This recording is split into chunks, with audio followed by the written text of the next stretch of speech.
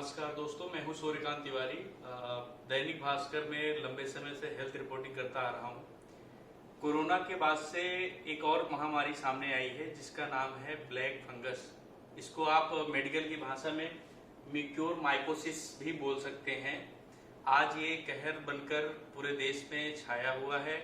इसको लेके बहुत सारी समस्याएं आ रही हैं।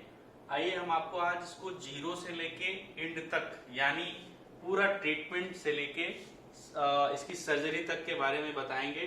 तो पहले हम जल्दी से जान लेते हैं कि इसके लक्षण क्या हैं। लोग कैसे जाने कि ब्लैक फंगस के लक्षण क्या हैं। तो लक्षण में आप जान सकते हैं, सर दर्द होगा, नाक से पानी आएगा,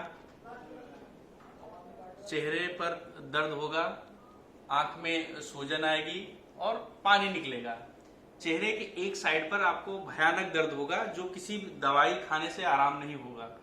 ऐसी हालत में किसी भी दवा का असर नहीं होगा और आपको डॉक्टर के पास जाना पड़ेगा। किसको हो सकता है, अब इस पे भी ध्यान दे सकते हैं। तो सबसे पहले ये कोरोना वाले मरीजों पे अटैक करेगा और कोरोना वाले मरीज में उनको जिनको डायबिटीज है, शुगर की बीमारी है और फिर जिनकी इम्यूनिटी बहुत कमजोर होगी। इसके बाद कोरोना के इलाज में जिनको स्टेरॉइड अधिक दिया गया है, यानी एक दिन में ही 30 से 60 ml स्टेरॉइड दिया गया है और अचानक से 3 से 4 दिन में बंद कर दिया गया है, तो उनको भी ये होने के चांसेस ज्यादा हैं, क्योंकि स्टेरॉइड देने से आपका शुगर लेवल बहुत ही तेजी से बढ़ जाता है। इस वजह से ये सिचुएशन बनती है।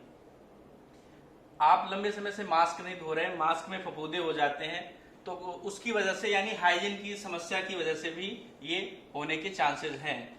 लंबे समय तक आपको ऑक्सीजन पर रखा गया है और वो भी इंडस्ट्रियल ऑक्सीजन का इस्तेमाल किया गया है, तो भी ये चांसेस हो सकते हैं।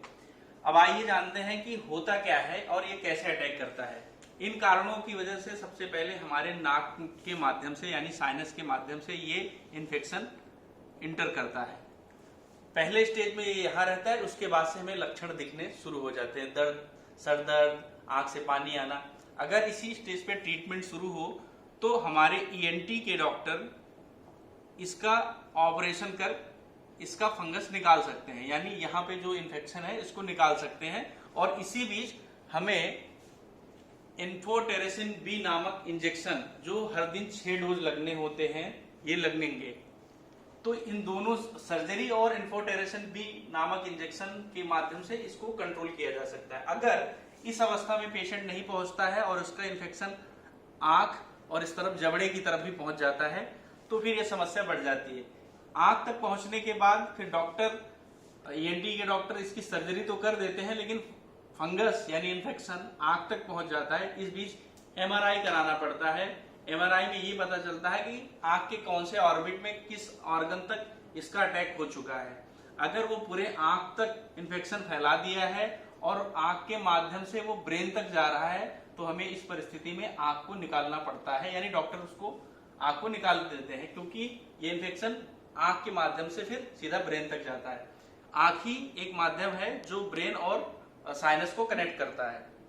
तो अगर मान लीजिए ये आंख तक है और आंख में मामूली स्थिति में है, तो इस स्थिति में आंख के डॉक्टर आंख में ही इन्फोटेरेसिन बी नामक इंजेक्शन के डोज लगाते हैं, एक दिन गैप करके। और इस दौरान बोतल के माध्यम से, जो हमारा बोतल लगता है जिसमें ग्लूकोज जाता है, उसी में ही इन्फोटेरेसिन बी इंजेक्शन डाल के हमें देते रहते हैं। तो कई अवस्था में क्या होता है, हम लेट जब हॉस्पिटल में पहुंचते हैं तो ये इन्फेक्शन हमारे ब्रेन तक पहुंच जाता है और पेशेंट की मौत हो जाती है।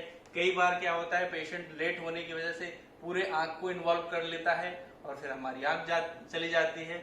लेकिन अगर फर्स्ट स्टेज यानी साइनस तक ही ये बीमारी रहे और उसी समय हम हॉस्पिटल में पहुंच जाए और सही ट्रीटमेंट मिल जाए, तो न तो हमारी आंखें जाएगी ना ही जान जाएगी।